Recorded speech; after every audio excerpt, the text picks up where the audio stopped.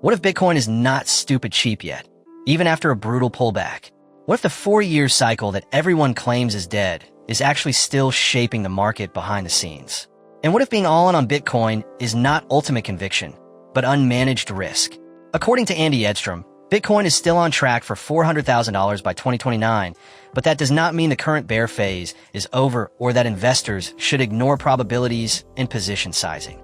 He believes long-term upside and short-term caution can exist at the same time, and that the biggest mistakes investors make happen when they confuse belief with certainty. If you want to navigate this cycle intelligently instead of emotionally, you need to understand that distinction. Hello everyone, and welcome back to our channel.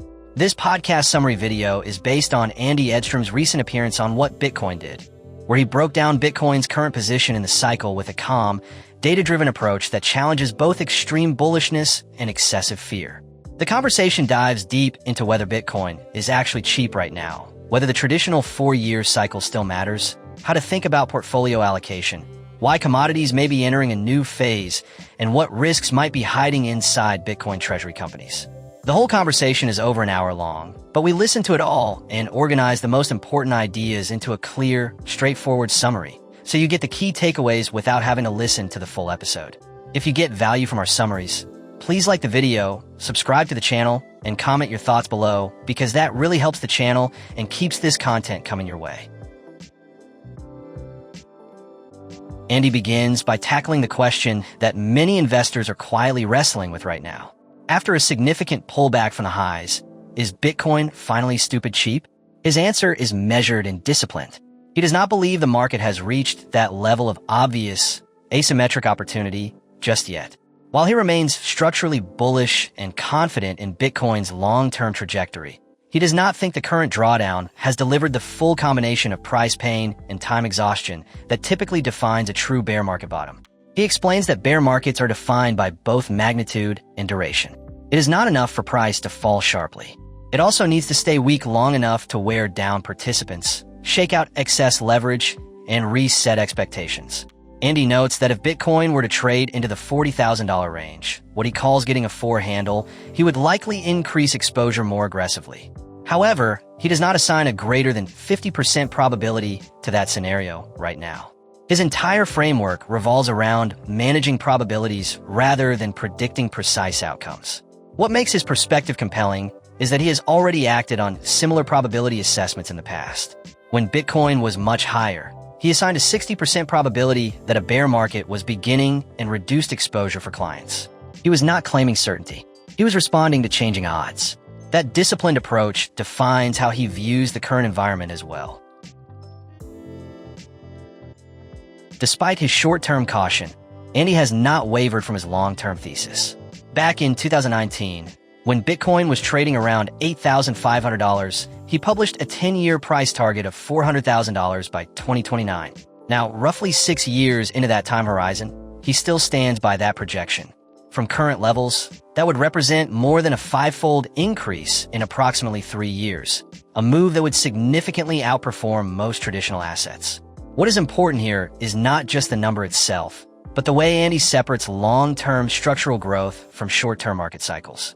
He believes Bitcoin's adoption curve, scarcity model, and increasing institutional integration still justify a 6-figure or even multi-6-figure valuation over time. But that does not eliminate the possibility of interim corrections, extended consolidations, or even deeper drawdowns before the next major expansion phase. This dual mindset allows him to remain optimistic without becoming reckless. He can believe in a $400,000 Bitcoin while simultaneously acknowledging that the market may not have completed its current correction. For Andy, conviction does not cancel uncertainty. It operates alongside it, and that balance shapes every allocation decision he makes. A major point of discussion in the episode is whether the traditional 4-year cycle is still relevant. Many investors argue that ETFs, institutional buyers, and corporate treasury strategies have permanently changed Bitcoin's behavior. Andy disagrees with that conclusion. He believes the halving-driven rhythm is still influencing market structure in ways that are difficult to ignore.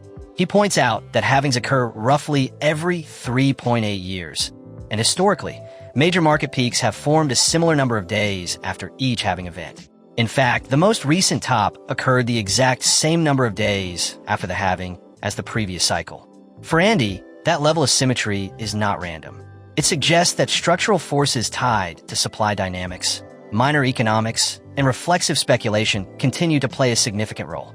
He also explains how to identify regime shifts by observing how price reacts to news. In a bull market, good news pushes price higher and bad news is brushed aside. In a bear market, good news fails to generate sustained rallies, while negative developments trigger sharper declines. Over the past year, Andy observed that bullish headlines were no longer lifting the market meaningfully. Combined with weakening global liquidity signals, that shift reinforced his belief that the cycle had likely transitioned into a more defensive phase. One of the most practical distinctions Andy makes is between savings and investment. In his view, savings refers to capital set aside for near-term security, such as 6 months of living expenses. That money needs to preserve purchasing power reliably over short periods of time. An asset that can experience 50% drawdowns does not meet that requirement for most people living in developed economies. For that reason, Andy classifies Bitcoin as an investment rather than savings. It is something to hold with a multi-year time horizon, accepting volatility in exchange for long-term appreciation potential. While Bitcoin may function as savings in countries facing severe currency debasement, that context is different from the experience of investors who have access to relatively stable monetary systems. At the same time, Andy expresses strong confidence that Bitcoin will continue to take market share. One of the most practical distinctions Andy makes is between savings and investment. In his view, savings refers to capital set aside for near-term security, such as 6 months of living expenses. That money needs to preserve purchasing power reliably over short periods of time. An asset that can experience 50% drawdowns does not meet that requirement. Throughout the conversation, Danny represents the high conviction, nearly all in Bitcoiner mindset. Andy respectfully challenges that approach.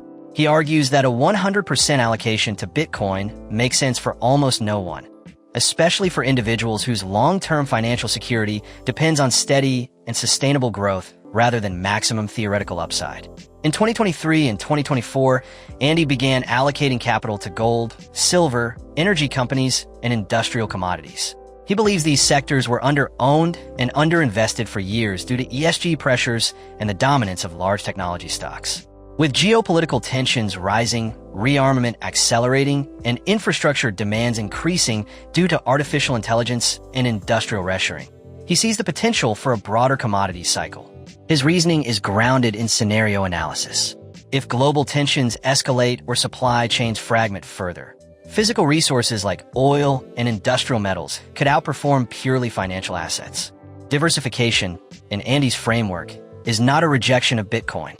It is a recognition that uncertainty is unavoidable and that managing psychological stress during volatile periods is a critical part of long-term success.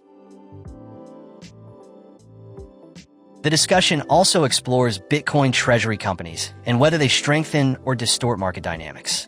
Andy raises a nuanced concern about companies that trade at large premiums to their net asset value. When investors buy these stocks at significant premiums, the capital does not translate one-for-one into direct Bitcoin buying pressure. If a company trades at twice its net asset value, then $1 invested in the equity may represent less than $1 of actual Bitcoin exposure. That creates inefficiencies and potential distortions. Andy questions how sustainable those premiums are, particularly if market conditions tighten or investor enthusiasm cools. He acknowledges that if such companies were to trade at deep discounts, perhaps 50% below net asset value, they could present tactical opportunities. However, he views them primarily as trading vehicles rather than long-term core holdings. Their future depends heavily on access to capital markets, leverage conditions, and continued investor appetite for structured exposure. At its core, this conversation is about mindset. Danny embodies maximum conviction and long-term belief. Andy embodies disciplined probability management.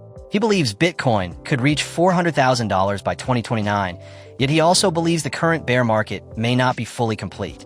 In his framework, those two beliefs are not contradictory. They reflect different time horizons. Andy repeatedly emphasizes humility. Markets are uncertain, and even the strongest theses can experience extended periods of drawdown. That is why he supports dollar-cost averaging for those who are underexposed, while cautioning against assuming that every cycle will break historical precedent. His closing message is grounded in realism. Successful investing is not about chasing the highest possible return at all costs. It is about surviving volatility, managing risk intelligently, and positioning yourself for long-term growth without ignoring short-term realities. In a market as volatile as Bitcoin, that balance between conviction and caution may be what ultimately separates lasting wealth from emotional exhaustion.